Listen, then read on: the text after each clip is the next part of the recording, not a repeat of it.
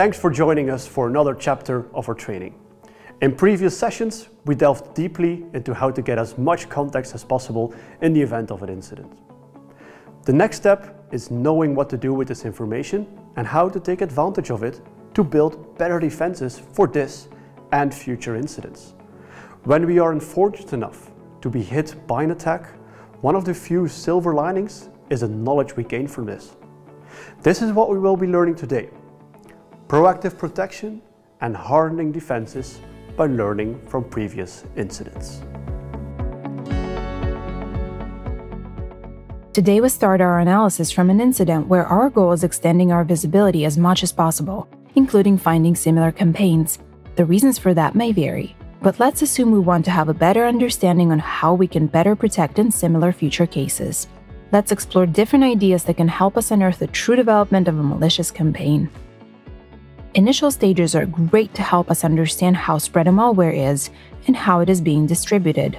This sample in particular is found in dozens of emails. When calculating commonalities, we find they all embed in the same URL and use the same sender. We could use these details to get an idea on how big this campaign is. Let's use a VT intelligence search. In this case, we use other emails with the name and who dropped files during sandbox detonation. We should routinely check the infrastructure used by malware in our investigation to find any additional artifacts. The hosting URL has thousands of sibling subdomains, some of them apparently serving malware.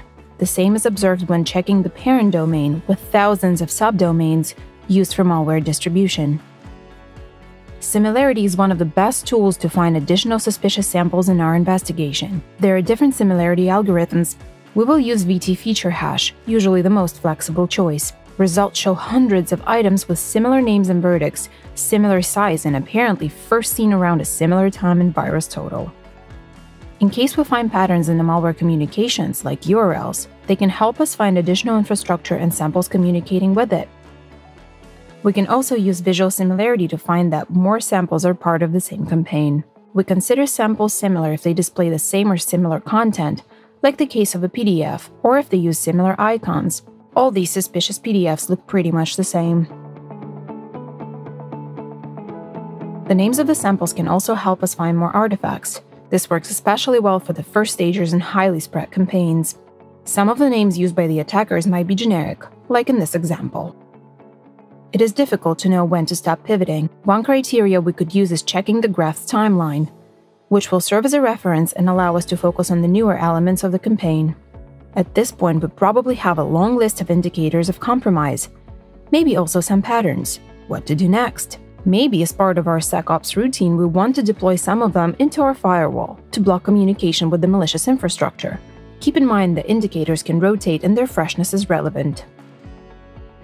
Let's drop our indicators into a collection. Here, telemetry helps us determine the freshness of the samples or infrastructure.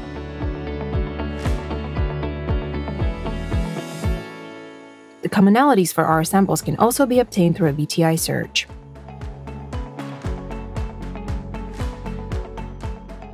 How to block samples in a proactive way. That usually does not work very well. However, we can identify the main different malware families and make sure our antivirus properly detects them. We also want to check different crowdsource rules to understand how they detect different elements of the malicious campaign under investigation. We can consider deploying the best ones in our environment. What if the campaign is part of any existing collection? Some of them are regularly updated. In that case, we can follow them to make sure we get to analyze any new added IOCs and deploy countermeasures when needed.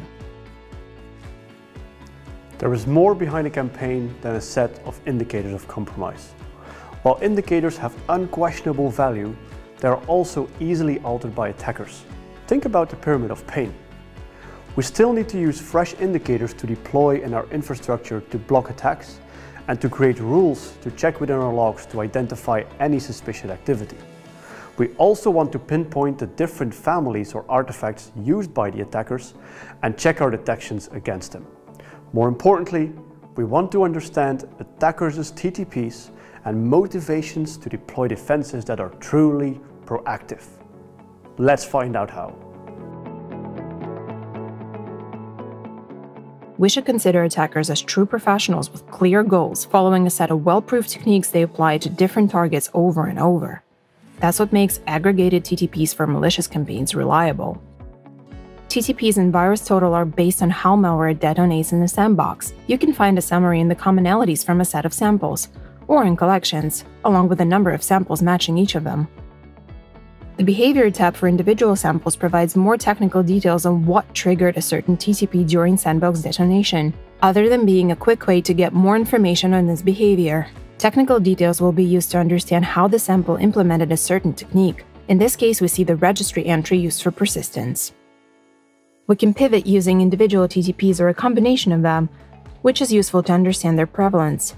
A set of mixture TTPs combined with behavior details can really help find additional related samples to our investigation, or help us build solid defenses.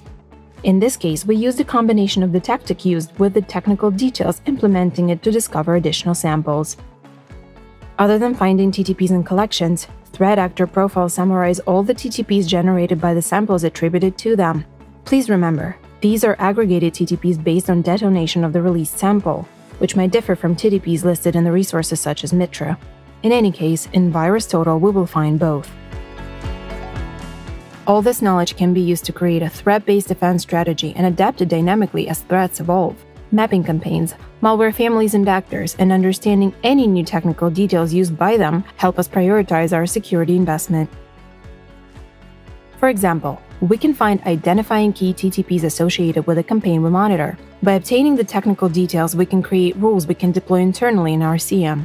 In this case, we identify TTPs shared by several samples. When calculating commonalities for them, we find several shared technical details useful to identify them.